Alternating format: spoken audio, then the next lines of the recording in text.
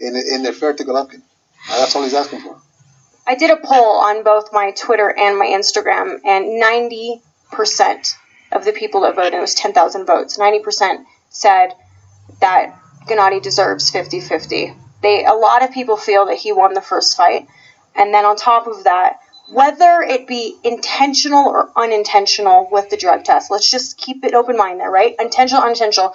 At the end of the day, it wasn't Gennady who was in that position. But understand, all the rules in any kind of sport plainly state that you're responsible for whatever goes in your body. Correct. Okay, so to me it's intentional. Yeah. Because you're responsible. I mean, you have to be hiding under a rock not to know that the national soccer team all tested positive and 3 or 4 fighters have tested positive. So you have to be hiding under a rock not to know those certain facts to put yourself in that position when you have this, as you called it, a huge payday coming up, to put yourself in that position to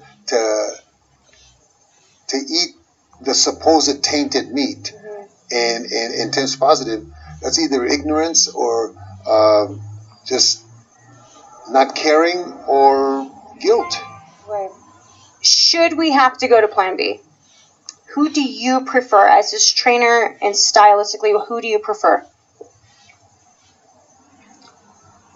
I really don't have a choice. I really don't have a choice because all of them are easy fights for Golovkin. I think I shouldn't say easy fights. They're good fights for Golovkin where Golovkin wins convincingly. I think that the fight that boxing needs, the fight that the fans are calling for, the fight that needs to happen because of what happened the first time is a Canelo fight. But they have to make up their mind. They have to resolve whatever issue it is they need to resolve. And the next week will tell. But all those guys that you mentioned that are possibles are all good fights. Which one is first? I couldn't tell you. In the day and age of social media, do you... That was Abel Sanchez and Michelle Phelps. I don't think that Canelo can get his reputation back simply because of how he messed it up, man. Failing a drug test as an athlete, that's never a good sign, man. Either you were cheating to get over one athlete or you've been cheating your whole career. Ask John Jones. He's going through the same thing right now. Cheating is never good in sports, man, because especially in combat sports, you are putting other people's lives at risk, and the fact that this is known knowledge within the Americas, both North and South. You knew what you were doing, you ignored the warning signs, and you went on to eat that tainted meat.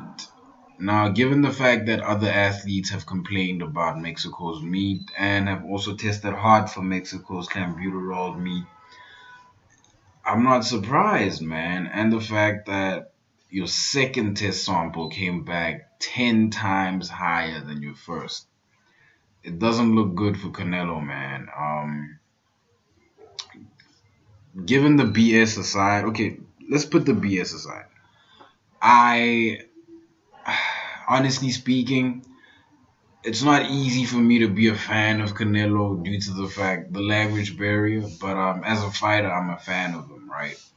Especially after his Mayweather fight, it seemed like he became more technical. You know, he started doing shoulder rolls, all of that, you know, and what I found strange is how all of that just disappeared against Gennady Golovkin.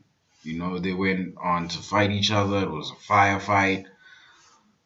Honestly, most people think Gennady won that fight. I'm one of the most. And Canelo, man, you have a huge cleanup to get ready for, man. Let me know what you guys think. Like, comment, subscribe, and I am out. Your guys talk too much. And you know what's interesting? I understand how crazy power UFC PR machine. Your guy, beginning of the year, he cut like chicken. End of the year, he fight for the title. Crazy. Hey, you know, guys, this is true. This is not trash talking. Hey, guys, Irish only 6 million. Russian 150 million. I wanna fight for your chicken because this is #1 easy fight in lightweight division.